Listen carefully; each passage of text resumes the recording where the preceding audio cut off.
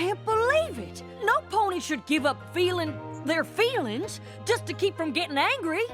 That's what I said. Well, you know, when I started talking again. I bet this here's the problem that Fluttershy and I came to help y'all with. Really? Who's Fluttershy? Oh, did you name your shadow? Mine's called Silhouette Gloom of the Sundown Lands.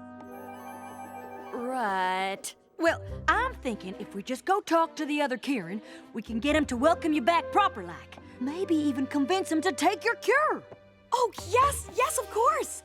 Oh, just one small thing. The antidote for my anecdote, it's gone. There's no cure left? I used the last of the false breath flowers to make it, and I haven't seen them bloom since.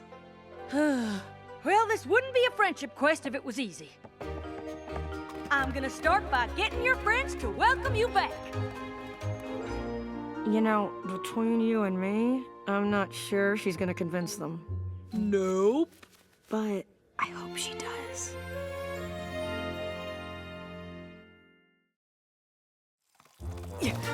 Fluttershy, guess what? I figured out the friendship problem. Me too. Go ahead. Bet that's a problem the Kieran never have. No. Anyhow, we gotta get them all talking again. Oh, no. We can't ever let that happen. I thought you said you figured out the friendship problem. Was something lost in translation? The Kieran are usually peaceful and kind, but when they get mad, they turn into Myrics, creatures made of fire and vengeance.